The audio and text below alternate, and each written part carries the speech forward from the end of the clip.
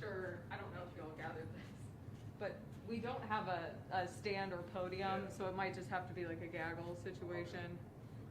Or you can, do whatever you need. There are several people who are going to speak. Yeah, that's the problem. So, Nothing. let me see if we can rig something for you. I don't know if like this is full enough. I'll see if we can get something.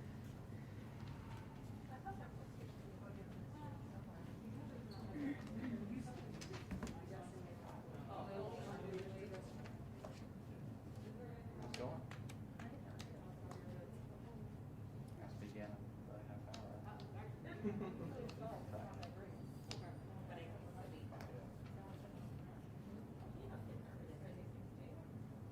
What's the worst gonna happen? I can pull out my stuff and do that Swear on my every day. Hmm? Swear on my And that is a danger Yeah. because as I become more sleep deprived, my filter Yeah. goes away. So that's always How much did you have? like solid 3.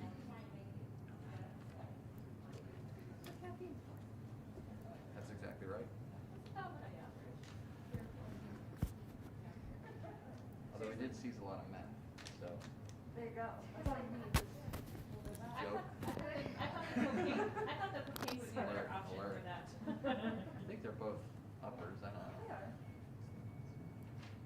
I guess my first choice would probably be coke. That's probably good. Although I think like a lot of like Ritalin, I think is basically just like legal meth, Yeah, yeah, like science. So it's cool. right, yes, yes. Hypothetically speaking, of course. Forms of amphetamine.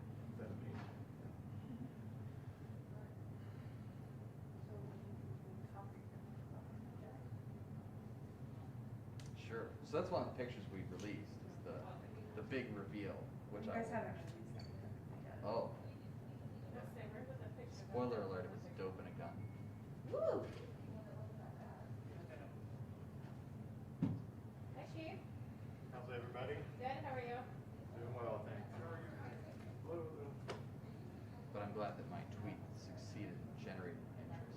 Oh, is that Of where, the is three that where I people- missed it? Yes. The 3 people that follow me. Of which I'm one. I do follow Okay, you. the 3 non-journalists. Because it's like Nicole. all, It's like what, it's all Nicole? producers. Yeah. Seriously, it's like news Oh, is this one of producers. them? Yeah, Yeah. that's what I was talking about. Cute. Yeah. Aw. Yeah, and that's what this is about. It's to announce Cookies. that we That was yoked the up cookie bag. the West Side narcotics trafficker, Cookie Monster. Not really. There's no That would be the cookies, no. best thing ever if that was his like street name. It can and be that now. was what his bag said. Like that would be. Maybe it is. You could not script that better if you tried. Without my cookies, I'm just a monster. That's what he said. Oh God, And I write the we story have on a my few minutes. sleeve. You would like to do that.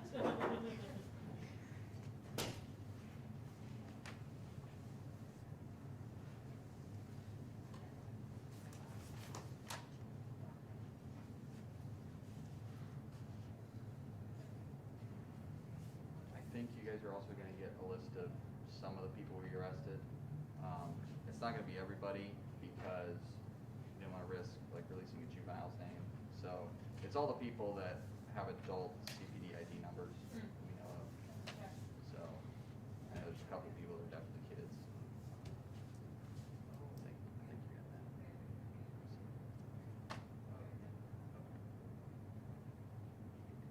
And they probably are getting charged with more things than whatever's on the spreadsheet. 'Cause it'll be like drugs or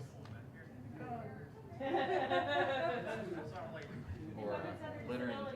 Yes, littering and Oh, by the way, they were throwing that trash in violation of protection order. yes. So the thing on Hague What's that? Avenue last week, the accident, what I like to call West Side turducken, because near as we can figure, you had the drug mule coming off of 70 with narcotics person who gets hit by the stolen car driven by the guy with the gun. I think there was somebody else who was, basically every occupant of every vehicle ended up with a felony charge. Nice. That is true, definitely. It was. That's, They used to give one to Matt. They don't even need you guys, they'll just run into each other. and they did it And right they in do. front of the academy. I That's mean, true. Yeah. They made it They really wouldn't easy for have them, come to anymore. That's correct. unless they had a neon sign, that's what I'm saying.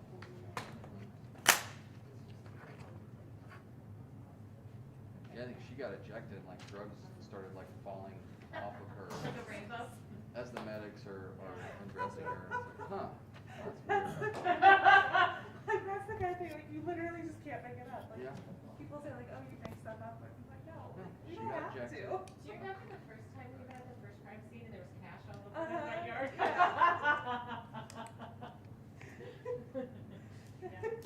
Yes. Good times. Yeah. It was an armed robbery gone bad and they ran and threw the cash as they ran and so there was dollar bills all over in the front yard. Sure. Jardine was out there trying to Yeah. pick it all up. Had the pockets full of it. Yeah, I'm pretty sure that's the first time you Yeah. had that. At least Memories. that's officially.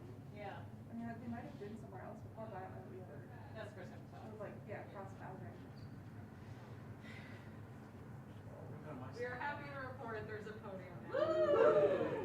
Very sorry. Did you like that? All together now. Woo! I know. It's the little things. I thought y'all could just get a little arm exercise today. What, you're gonna reprise your role as reporter and hold it I could hold them for you. I'm short enough. Y'all could just shoot over me. That's why they hired you. It was a high Hold it for you. Right? Right? Right? So true. You thought I was joking about my doorbell. What's up, Just Grego? gained another one. And he's in his room. I didn't even go looking for it. I literally opened Twitter and there it was. I think because Angela liked it. So, why not? I think that you're supposed to say thank you. I'm glad somebody. What, I like to. Everybody good to go? Yes. Same. Good.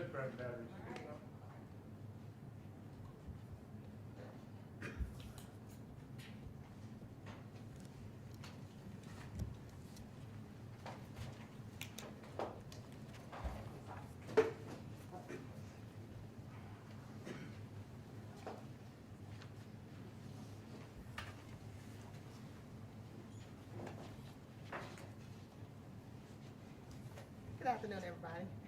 Thank you for being here. We just want to talk to you today about Operation Unity 2, which we held yesterday in Zone 3, the Hilltop area. So you know that we've been doing these operations as a response to the community in regards to some of the issues that we are seeing across the city of Columbus. So I'm going to let Assistant Chief Potts talk to you more about why it's important that we do these operations in the community, and then we'll let Commander Myers talk about the specifics in regards to what we did and what the results were. Hi. I'm going to take my mask off so you guys can hear me. So when the chief and I got here about 4 months ago, we talked about going into the community and hearing the concerns from the community. And what we kept hearing is we really want our officers to get back into proactive patrolling. And so we had a meeting with our team, and we said, why don't we start doing operations, something that we have gotten away from in the division, and something that we know brings dividends to not only the community but also to the residents, and then it makes the officers feel empowered to do their job. And so we did the first one, which was extremely successful, and we looked at the stats, and we're data driven, and we said we need to go into the Hilltop. And so Commander Myers and his team put together a phenomenal group of officers, and he's going to speak more about that. But it's just important that the community knows that we heard them. We're doing all that we can to combat this gun violence, and so you'll see more coming from us in the division. And we're coming to, as the chief said, an area near you. Thank you. And I want to introduce Commander Myers, and he'll explain about the operation. Hey, Chief.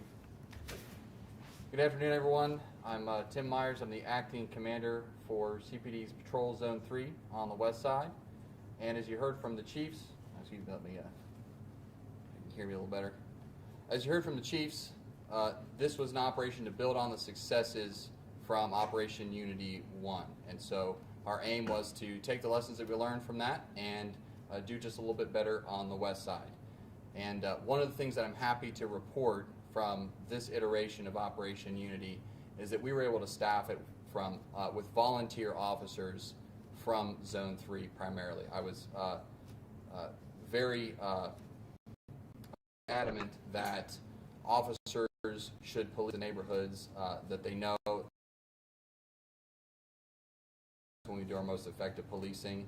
And I was actually overwhelmed by the number of officers who were interested in taking part in this operation. They simply do not want to stand for disorder and violence within the community. And so they were more than happy to step up, and we were more than happy to enable them. So it was a West Side, a Zone 3 led effort, but it did involve officers and support from across the Division of Police, and then also with our partners in the emergency communications arena. So it really was a team effort. The operation itself was from 6 a.m. yesterday until 3 a.m. this morning. So if I stumble over my words, I apologize. I have not gotten a ton of sleep since then. And that's because I couldn't tear myself away. There was so much good work being done that I didn't want to leave. I didn't want to turn off my radio because minute after minute, the officers were just out there making quality arrests and doing some quality work. So before I forget, I do want to highlight a couple of those statistics just so you understand what we're talking about.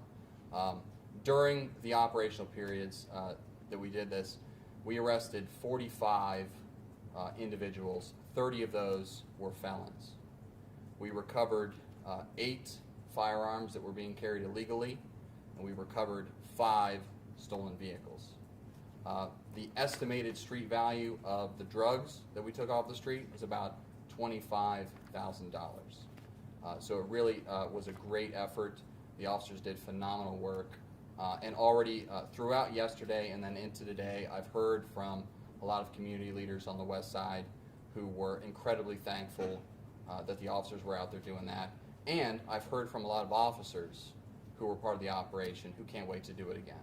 They were grinning from ear to ear, just happy to be back out there, happy working, happy doing quality police work with support. So it really was a great endeavor, and we'll take the lessons learned from this one, and then the next time we do it, we'll be even better. I'd also like to point out that part of our operation involves our community partners, and we want to make sure that we do wraparound services. So we always follow back up and go into those neighborhoods to see, is there any way that we can support and help and make that neighborhood better, whether it's through counseling, whether it's through offering different services. We always want to make sure that we're not just about enforcement, but we're also about the community and the wellness, which is why we call it Unity, because we unite with our partners. So I just wanted to make that clear. So with that, we'll take questions. Chief, how does an operation like yesterday's make a lasting impact on that neighborhood? So I think that it makes a lasting impact for several reasons. One, they know that we care. We're there to address their concerns and their needs, not just from an enforcement standpoint and taking people off the streets, but looking for the services that will make quality of life better for them. So I think that that's important, and it's not just a one hit. We stay in that neighborhood, we listen to them, the officers reach out to make sure that things are going well, and we partner with other people. So it wasn't just about us, it was about the community. When you did this on the east side, there were agencies from across Franklin County that were involved as well. Was that echoed with this go round with this operation? So we are always talking to our partners, our neighboring agencies, and there was an initial effort to do something in combination, but some things came up. So I know there were individual agencies that did things, but this was more specific for us, CPD driven. So you're going to see more of that coming up. We want to make sure that we hit every single neighborhood and address every concern across the city.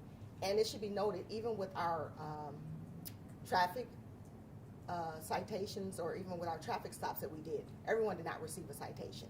It was important for us to even just educate and let people know, hey, you have a tail light out. Hey, this is broken, so that they can fix that. We weren't trying to put people in a situation of economic hardship, or we weren't targeting a single mother that was just trying to get to work. So we did do a lot of education and gave a lot of warnings and put people on notice about things that needed to be fixed. Chief, after the first Operation Unity, you said there would be a second one. Obviously, there was a second one. Yes. Will there be a third, and what is the importance of doing a third and fourth, fifth down the road? Absolutely. The importance is to let the neighborhood and the community know that we hear you. We hear your concerns. We want to address them. We want to make sure that the children are able to walk to school safe, that the guns, the illegal guns are being taken out of the neighborhoods, that the criminals know that we are there and we're present. So there will be a third, a fourth, a fifth. So, yes. You've done two of them already. Is there a common thread that you found in both of those areas when you went out there? And what are the differences that you're finding from these two communities? And do you think it'll be pretty much the same across the rest of the city when you do go back? Well, every neighborhood is different, and we, just like Commander Myers and Assistant Chief Potts talked about, we look at the data and we look at the needs, and we listen to the responses and what the neighbors or what the community is saying that they need. So we tailor that specific to that. Some communities may have a need when we talk about wraparound and care. Some communities may have a bigger need for domestic violence counseling. Some communities may have a bigger need for job training. Some communities may have a bigger need for more youth programs. So we look at what the needs are for that community, and we base our response on that. I'm wondering, for the acting commander, without going into specifics, operational specifics, can you kind of tell us how this operation was conducted and how you went about with your officers in conducting this? Absolutely, thank you. So the operation had 3 phases to it. The first phase, we brought in our PAC team, which focuses on prostitution-related offenses and then wraparound services for those folks involved. And so we ran that phase of it, and then we had warrant teams, tactical teams, some of our partners with the Marshals So Fast Task Force. They were running early on because there's certain things that once we get a lot of officers in the area, it makes it difficult to do that. So they were the first phase of it, and then we had 2 teams of uniformed enforcement, and that was the main effort that was supplemented by other folks from our traffic bureau and things like that. So the uniform enforcement teams is where we drew from the precincts on the west side. So these were the neighborhood officers policing the neighborhoods that many of them have worked in for years, and they're neighborhoods that they're invested in. And so they were the main effort, on the order of about 60 officers on those enforcement teams, 60 to 80 between the 2 main operational periods. Do you know specifically, you said with some of the felons that were arrested and maybe those with guns, was that through a traffic stop, or how did those arrests come about? Many of the arrests were based on traffic stops. There were a couple that were based on community complaints of particular houses, and then of course the warrants as well. One of the reasons I wanted to use primarily officers from the precincts is because there's only so much you can convey in an intelligence briefing or something like that. These officers, day in and day out, are in people's houses, in the neighborhood. So they're hearing the concerns, they're hearing the complaints. And so I know a lot of them came to work with a list of problem places that they wanted to focus on, and that they were able to do that given the time and space and resources. When you look at the space that you were able to cover, on the east side it was about 2 square miles. Was that kind of a similar size area that you were really focusing on this go around? Yes, it was 2.6 square miles, but in reality it was a little smaller than that because it spanned Franklinton and the Central Hilltop, and of course the middle portion of that is a lot of state property in the freeway. So the portion with actual neighborhoods is probably about on the order of 2 square miles. After you had the first operation on the east side, did you change anything, do anything differently when you went into the hilltop? We did. So we scaled it down a little bit in terms of other agency support and things like that, but we were also more focused. We were more focused on a certain particular area with those officers that police that area. And so we were able to sustain it primarily using officers from the precincts. And it sounds like you got a lot of input from the community. How important is the community in getting the information and how you want to, put together the next two, and how vital were they in this one? Community input is vital to what we do, absolutely vital. We rely on members of the community to give us information about where they're seeing issues so that we can address them. Because if we don't know about it, we can't fix it. And also, just want to point out how important it was for us to service those warrants. We actually picked up an individual that had 24 felony assault charges. So, I mean, that's huge. That, when you talk about an individual walking the streets, those are the type of people that you want to take off the street, because obviously, where's his next victim? So the officers are very engaged in their community. They talk to the community members on a consistent basis, and like he said, the fact that the officers that volunteered work that precinct was extremely critical in us being able to be successful as well. So, any other questions? One more. Yes. So you've mentioned continued efforts to help with resources needed in that community. That takes resources, it takes money to train professionals. So where does that come from, and how does the city tackle the continuation of that? So luckily for us, we have some great city services already in place, and we have a lot of agencies that have reached out to ask how can they help. So we've been very fortunate in being able to partner with some of our city services that have offered to assist us in these efforts. And we are in the process of creating some more strategies that will include partnerships from different, not only city agencies, but other organizations that have requested to help us. Anything else? Thank you so much. Thank you.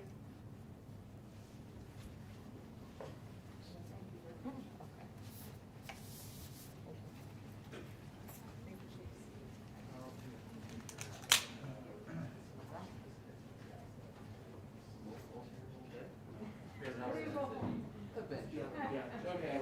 Thank you for- Okay.